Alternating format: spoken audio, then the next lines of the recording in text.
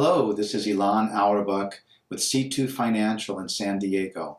This is our latest edition on November 12th for Mortgage Watch, financial news that you can use. We've been doing a multi-part series on your life in cyberspace. Today we're going to talk about all the people who want your financial data that they can serve you and sell you services.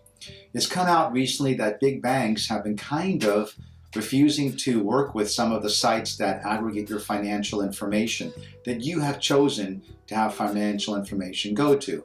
I'm referring to sites like mint.com or your QuickBooks, where some of the bigger banks, I won't name names right now, have actually been refusing to forward information or allow a download of your information to those sites. Seems kind of absurd, huh? But it's part of the bigger fight over your financial data. We've talked in the past about big data, and you may have heard that term. One of the great frontiers is how information about you, me, and everyone else in our society is going to be sliced, diced, used to target you for selling you things, used to analyze things, and every other way, shape, or form. Some people take this badly. They think it's an invasion of privacy. Other people don't seem to care as long as they get the financial services and information they're looking for that helps them in their lives.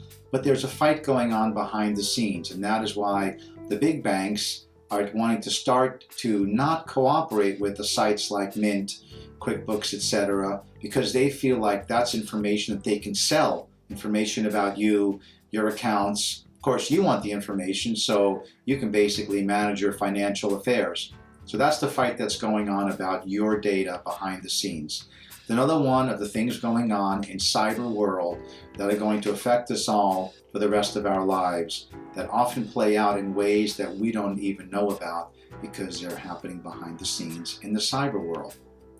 In other news, I wanted to share with you the very clear picture that the Federal Reserve is putting out about raising interest rates. It's been a long time since the Federal Reserve raised their target interest rates, which helped to set the tone for what's going on in our economy. But they've been talking about it for the last year almost, and the last 2 months they've really stepped it up. As you may know, there are 15 to 18 governors on the Federal Reserve Board. They're actually governors, and there are people who work in Washington that are also members of their open market committee. They vote and they set whether they're going to raise rates, hold rates, or lower rates. More and more of them are talking now publicly that they are getting ready to raise rates, possibly as soon as December. Seems unlikely. It doesn't seem like the world economy is really going to help with something like this, but they're convinced that with U.S. unemployment numbers going way down, even though so many people are just not even trying to get a job, they still feel like their slack is mostly out of the U.S. economy, and that means things are going to tighten. That means that they see wages going up, which would be nice for working people, but it also means that they are talking very loud about raising rates. I wanted everyone to know a lot of people are very complacent about this. I don't think we see rates shooting up over the next year, but it may be a start.